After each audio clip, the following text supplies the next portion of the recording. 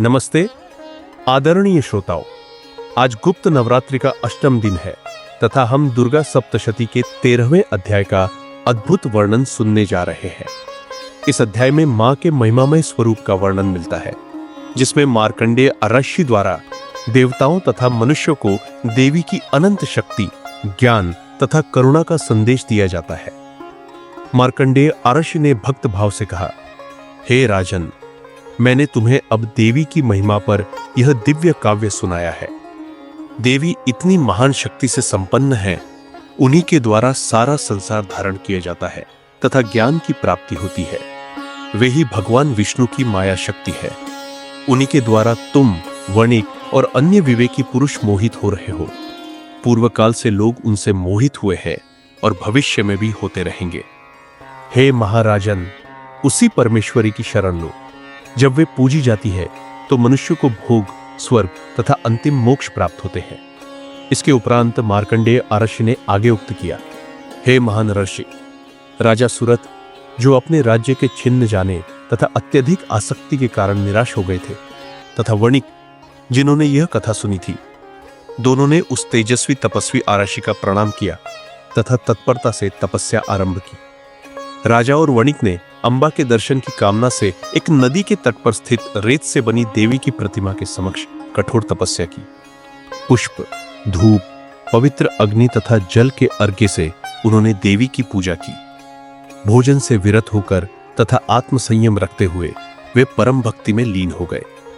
अपने ही शरीर से रक्त निकालकर देवी को अर्पित करते हुए उन्होंने 3 वर्ष तक संयम पूर्वक देवी की आराधना की। तब जगदम्बा चंडिका प्रसन्न होकर प्रत्यक्ष प्रकट हुई एवं उनसे वंदना की। देवी ने मधुर स्वर में उत्तर दिया, हे राजन, हे कुल प्रदीप वणिक, तुम जो वर मांगते हो वह सब मुझे प्राप्त करो। मैं पूर्णतः प्रसन्न हूं एवं तुम्हें इच्छित वरदान देती हूं।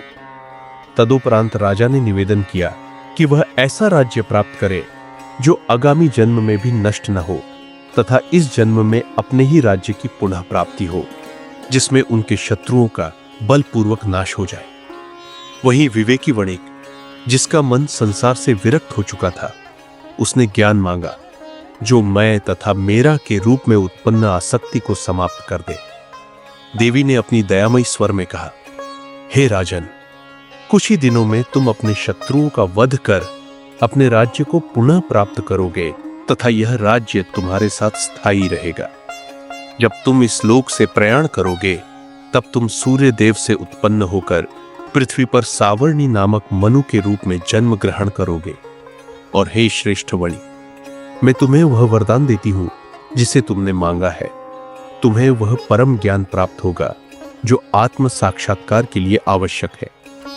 मार्कंडेय अरष्य ने कहा। इस प्रकार देवी ने उन्हें इच्छित वरदान देकर काल ही अंतर्दान कर लिया। जब वे दोनों भक्ति पूर्वक उनकी स्तुति कर रहे थे, देवी से वर प्राप्त कर क्षत्रियों में श्रेष्ठ राजा सुरथ को सूर्य देव से एक नया जन्म प्राप्त होने का वरदान मिला और वह सावर्णी नामक अष्टम मनु के रूप में प्रसिद्ध हुआ। इस प्रकार सुरथ तथा वणिक को वरदान देने का यह अध्याय समाप्त होता है। यह अध्याय, जिसे सावर्णी मनवंतर में मार्कंडेय पुराण के अंतर्गत देवी महात्म्य के रूप में वर्णित किया गया है, 700 मंत्रों के विस्तृत वर्णन के साथ संपूर्ण जगत में देवी की महिमा का प्रतिपादन करता है। यह कथा हमें यह उपदेश देती है कि जो व्यक्ति परमात्मा की शरण लेता है, उसे भोग, स्वर्ग एवं मोक्ष की प्राप्ति होती है। यदि राजा अपने राज्य की पुनरावृत्ति तथा शत्रुओं के विनाश का वरदान मां से प्राप्त करे, तो वह आगामी जन्म में भी समृद्धि एवं स्थायित्व पा लेता है। और जो वणिक सांसारिक मोह और मैं तथा मेरा की आसक्ति से विमुख होकर ज्ञान की प्राप्ति चाहता है, वह भी आत्म साक्षात्कार को प्राप्त कर समस्त दुखों से मुक्त हो जाता है। इस अद्भुत कथा का वर्णन करते हुए मैं आप सभी से विनम्र निवेदन करता हूं कि आप भी इस दिव्य संदेश को अपने हृदय में स्थान दें। मां दुर्गा की कृपा से यदि हम अपने भीतर की कमजोरियों एवं अधर्म को त्याग दें, तो जीवन में निरंतर उजाला तथा समृद्धि का प्रसार हो जाएगा।